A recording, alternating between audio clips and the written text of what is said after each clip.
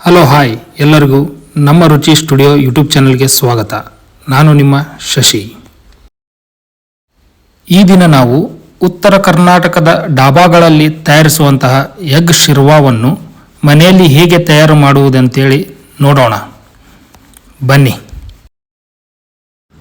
ಮೊದಲು ನಾವು ಕುಕ್ಕರ್ನಲ್ಲಿ 10 ರಿಂದ 15 ಎಗ್ಗಳನ್ನು ಒಂದು ವಿಸಿಲ್ನಲ್ಲಿ ಬೇಯಿಸಿ ಸಿಪ್ಪೆಯನ್ನು ಸುಲಿದು ತೆಗೆದಿಟ್ಟುಕೊಳ್ಳೋಣ. ಎಗ್ ಶಿರ್ವಾ ಮಾಡಲು ಬೇಕಾಗುವಂಥ ಸಾಮಗ್ರಿಗಳು: ಒಂದು ಫುಲ್ ಒಣ ಕೊಬ್ಬರಿ ಮತ್ತು ಹಸಿ ಕೊಬ್ಬರಿ, ಕೊತ್ತಂಬರಿ, ಶುಂಠಿ, ನಿಂಬೆಹಣ್ಣು, ಚಕ್ಕೆ, ಬೆಳ್ಳುಳ್ಳಿ, ಟೊಮೊಟೊ ಮತ್ತು ಏಲಕ್ಕಿ ಮತ್ತು ಲವಂಗ ಇವೆಲ್ಲವನ್ನು ನಾವು ಚಿಕ್ಕದಾಗಿ ಪೀಸ್ ಮಾಡಿಕೊಂಡು ತೆಗೆದಿಟ್ಟುಕೊಳ್ಳೋಣ. ನಂತರ ಎಲ್ಲ ಕಟ್ ಮಾಡಿದಂತಹ ಪದಾರ್ಥಗಳನ್ನು ಮಿಕ್ಸಿಯಲ್ಲಿ ಹಾಕಿಕೊಂಡು ನಮಗೆ ಎಷ್ಟು ಬೇಕೋ ಅಷ್ಟು ನೀರನ್ನು ಸೇರಿಸಿ ಮಿಕ್ಸಿ ಜಾರಿನಲ್ಲಿ ಸಣ್ಣಗೆ ರುಬ್ಬಿಕೊಳ್ಳೋಣ. ಆ ಮಿಶ್ರಣಕ್ಕೆ ಸ್ವಲ್ಪ ನೀರನ್ನು ಹಾಕಿ ಅತ್ಯಂತ ಸ್ಮೂತಾಗಿ ರುಬ್ಬಬೇಕು. ಹೀಗೆ ಮಾಡಿದರೆ ಬಹಳ ಚೆನ್ನಾಗಿ ಬರುತ್ತದೆ.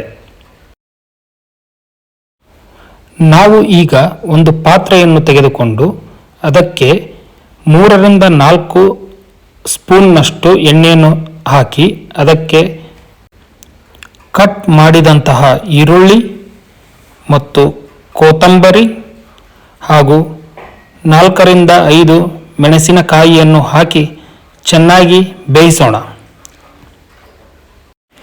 ಹೀಗೆ ಬೇಯಿಸಿದಂತಹ ಪದಾರ್ಥಕ್ಕೆ ಆಗಲೇ ಸಿಪ್ಪೆಯನ್ನು ಸುಲಿದುಕೊಂಡು ಇಟ್ಟುಕೊಂಡಿದ್ದಂತಹ ಎಗ್ಗಳನ್ನು ತೆಗೆದುಕೊಂಡು ಅದಕ್ಕೆ ಕಡ್ಡಿಯಿಂದ ಸ್ವಲ್ಪ ಮೇಲ್ಮೈಯಲ್ಲಿ ಚುಚ್ಚಿ ಅದನ್ನು ಎಣ್ಣೆಯಲ್ಲಿ ಹಾಕಬೇಕು. ಇದನ್ನು ಹಾಕುವುದರಿಂದ ಅದು ಎಣ್ಣೆಯಲ್ಲಿರುವಂತಹ ಎಲ್ಲ ಅಂಶವನ್ನು ತನ್ನ ಒಳಗಡೆ ಹೀರಿಕೊಳ್ಳುತ್ತದೆ. ಇಲ್ಲಿ ನಾವು ಅರಿಶಿಣ, ಮನೆಯಲ್ಲಿ ತಯಾರಿಸಿದ ಮಸಾಲ ಮತ್ತು ರುಚಿಗೆ ತಕ್ಕಷ್ಟು ಉಪ್ಪನ್ನು ಹಾಕಿಕೊಳ್ಳೋಣ.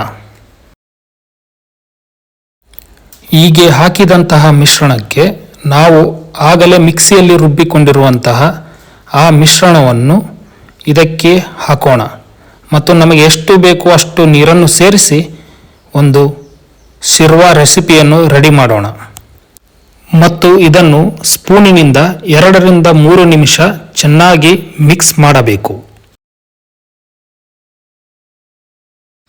ನಂತರ ಇದನ್ನು 5 ನಿಮಿಷಗಳ ಕಾಲ ಕುದಿಯಲು ಬಿಟ್ಟು ಆ ಮಿಶ್ರಣಕ್ಕೆ 1 ಸ್ಪೂನ್ ಮೊಸರನ್ನು ಹಾಕಿ ಮತ್ತೆ 5 ರಿಂದ 10 ನಿಮಿಷಗಳ ಕಾಲ ಕುದಿಯಲು ಬಿಡಬೇಕು.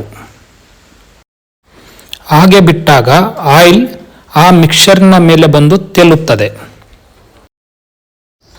ಈಗ ನಮ್ಮ ಡಾಬಾ ಸ್ಟೈಲ್ ಎಗ್ ಶಿರ್ವಾ ರೆಡಿಯಾಗಿದೆ. ಬನ್ನಿ ಎಲ್ಲರೂ ಸವಿಯೋಣ ಮತ್ತು ನನ್ನ ಚಾನೆಲನ್ನು ಸಬ್ಸ್ಕ್ರೈಬ್ ಮಾಡೋದನ್ನು ಮರೆಯಬೇಡಿ. ಧನ್ಯವಾದಗಳು.